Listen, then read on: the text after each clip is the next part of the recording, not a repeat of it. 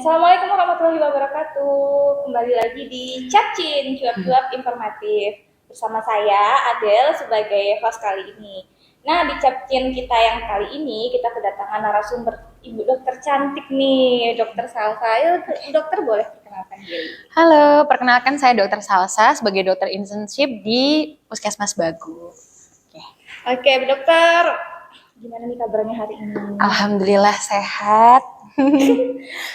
Kita ucapin makasih buat Bu Dokter yang sudah menyempatkan diri mau menjadi narasumber kita pada sekarang ini.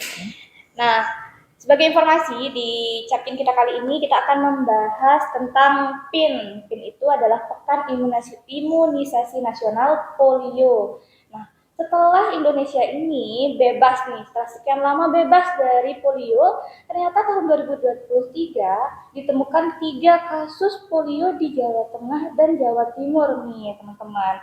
Nah, makanya sekarang kita mau bahas nih, apa sih polio? Terus gimana sih polio itu?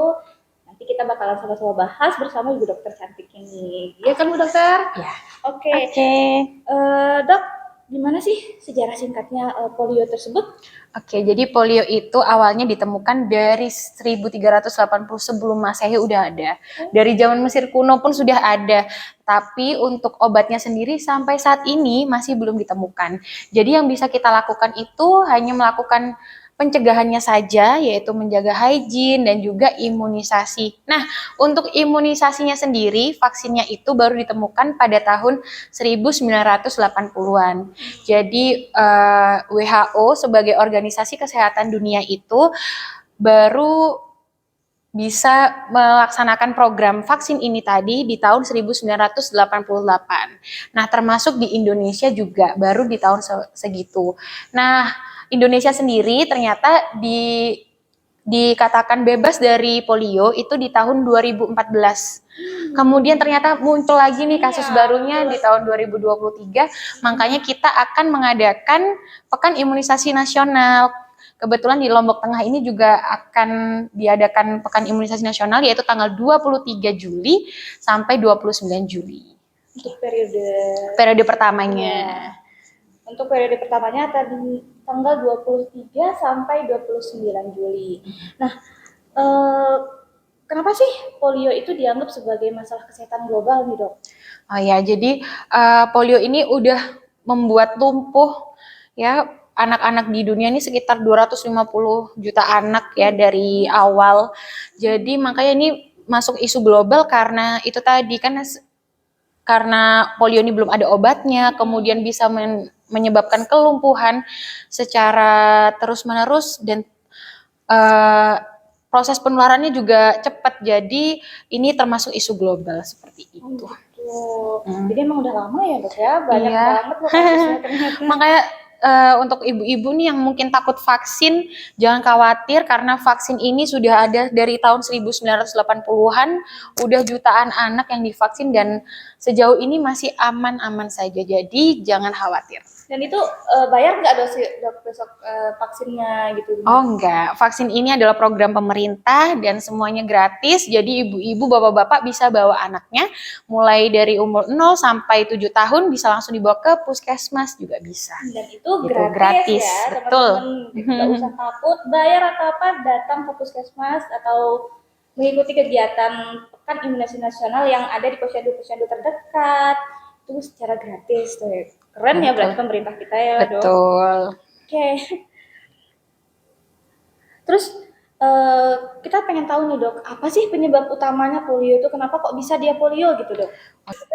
Jadi polio ini adalah penyakit akibat infeksi virus, kemudian dia penularannya melalui fekal oral. Kalau bahasa kedokterannya, jadi melalui makanan atau melalui minuman yang terinfeksi dari feses orang yang terinfeksi oleh polio.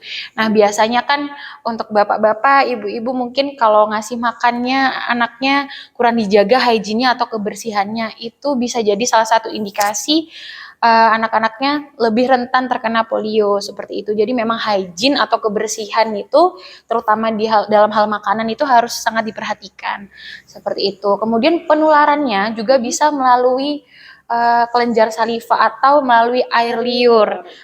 Jadi misal nih kita berbicara kemudian lawan bicara kita ternyata ada terinfeksi polio, bisa juga kita terkena gitu. Dan dia menginfeksinya setelah masuk ke saluran cerna, dia akan bereplikasi virusnya itu di saluran cerna kita, kemudian masuk pembuluh darah, kemudian dia akan menyerang saluran saraf kita gitu, saraf pusat. Jadi dia membuat lumpuh total gitu. Ternyata polio itu juga membuat lumpuh ya dok, berarti parah sekali ya, dan harus dicegah, sangat penting berarti ya dok ya. Iya betul. Nah kelumpuhannya sendiri itu biasanya di tungkai bawah atau di kaki, dan dia tandanya itu asimetris. Jadi salah satu sisi saja yang lumpuh, lumpuh layu gitu. Bukan yang kaku ya, tapi lumpuhnya itu yang lemas gitu.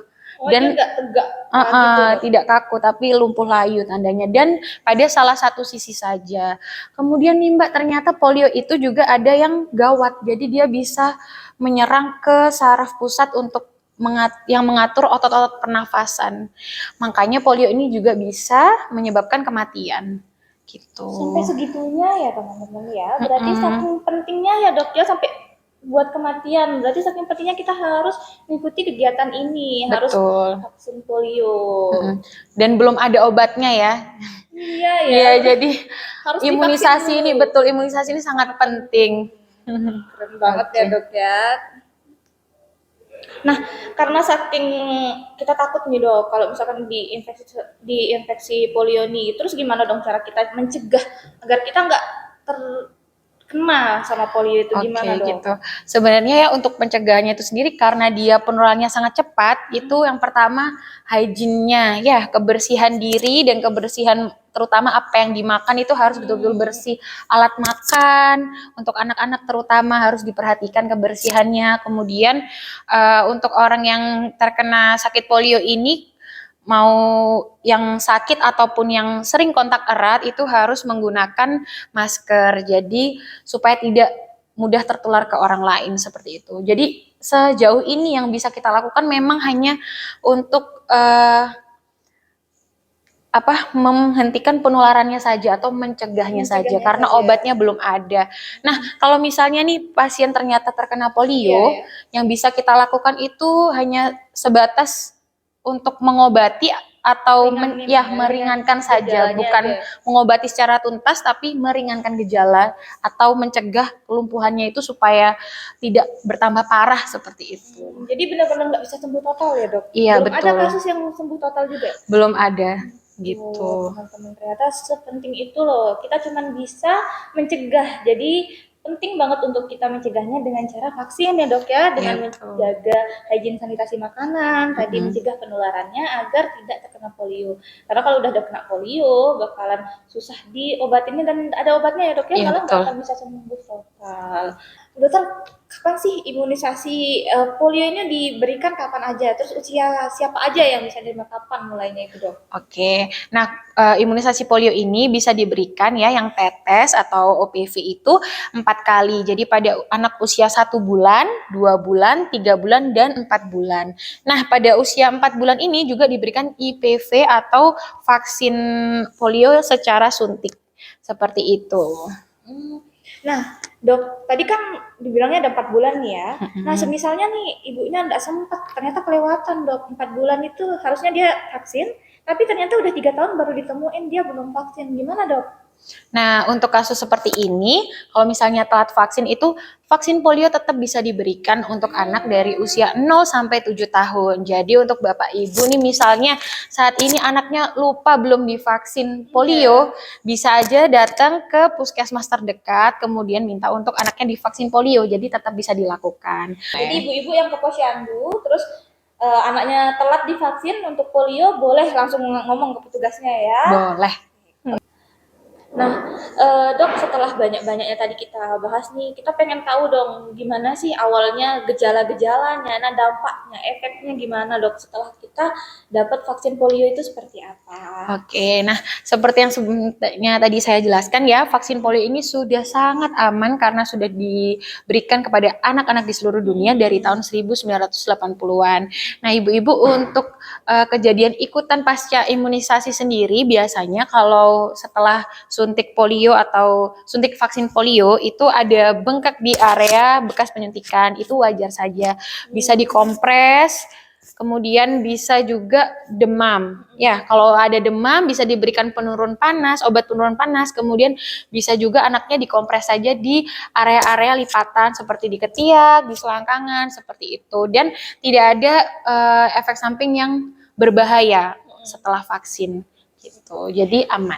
Oke, Bu Dokter tadi katanya juga ada gejalanya, dampaknya itu lumpuh dok. Apa semuanya langsung lumpuh kah atau gimana sih gejala awalnya itu dok? Oke, jadi untuk gejala awal dari virus polio ini sendiri biasanya pada fase-fase awal terinfeksi, hari ke-7 sampai ke 35 itu biasanya bisa jadi hanya mengalami demam saja atau ada nyeri kepala, ada rasa konstipasi atau kurang nyaman di perut. Seperti itu saja itu bisa ternyata orang itu terinfeksi dari virus polio. Tapi untuk memastikannya kembali memang kita harus melakukan pemeriksaan di fesesnya itu. Jadi ada atau tidaknya virus polio itu memang sulit sekali terdeteksi kalau masih gejala awal. Nah, untuk gejala lanjutannya itu baru bisa kita pastikan ketika sudah ada kelumpuhan seperti itu. Virus polio ini sendiri juga bisa loh ternyata kita terinfeksi tapi tidak timbul gejala. Nah, justru kalau kita nggak bergejala pun tetap bisa menularkan ke orang lain, betul. Jadi memang cakupan dari imunisasi ini sangat penting ya, harus imunisasi untuk setiap anak gitu. Oke dok, tadi kan udah dikasih nih kalau misalkan ada efek-efeknya, kita bakalan kompres dan segala macam. Nah, mungkin ada tips-tips tambahan lain dok yang bisa orang tua lain terapkan gitu. Kira-kira untuk mencegah polio itu kita harus ngapain aja dok? Oke, yang pertama jangan lupa untuk cuci tangan dengan sabun dan air mengalir ya. Sebelum makan, setelah makan atau setelah keluar dari kamar mandi juga harus cuci tangan. Kemudian tidak buang air besar sembarangan. Jadi harus buang air besarnya di jamban atau sanitasinya harus baik.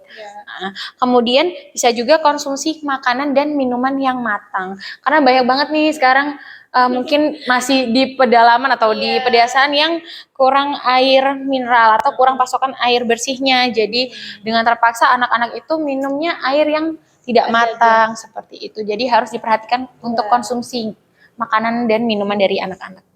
Karena air yang mengalir pun belum tentu bersih ya Bu Dokter ya. Betul. Jadi harus matang untuk memastikan kebersihan dari apa makanan dan minuman yang kita minum. Nah, kemudian pastikan juga imunisasinya sudah lengkap usia 0 sampai 24 bulan. Oke. Bu Dokter, dari tadi kan kita udah bahas banyak banget ternyata polionya banyak sekali nih informasi-informasi yang udah kita dapetin dari Bu Dokter. Nah, mungkin ada tambahan-tambahan lain, terus pesan-pesan untuk para orang tua di teman-teman kita di luar sana nih. Untuk Bapak, Ibu, Om, Tante ya yang punya ponakan, bayi-bayi kecil-kecil boleh dibawa ke puskesmas atau posyandu terdekat ya, terutama warga Lombok Tengah nih, warga Puskesmas Bagu bisa untuk membawa anaknya ke puskesmas pada tanggal 23 sampai 29 Juli 2024 untuk mengikuti Pekan Imunisasi Nasional Polio ini gitu. Diberikan 2 tetes vaksin polionya seperti itu. Kemudian untuk periode kedua, semisal ada orang tua yang tertinggal bisa mengikuti vaksin polio ini untuk anak-anaknya di tanggal 6 sampai 12 Agustus 2024. Terima kasih teman-teman udah ngikutin podcast kita kali ini di Capcin, Cap-Cap Informatif. Semoga apa yang aku dan Bu Dokter sampaikan itu bermanfaat ya buat teman-teman di luar sana. Nah, sampai ketemu di Capcin-Capcin selanjutnya. Bye-bye. Oh ya, jangan lupa like, comment, share, dan subscribe. subscribe. Terima kasih. Terima kasih.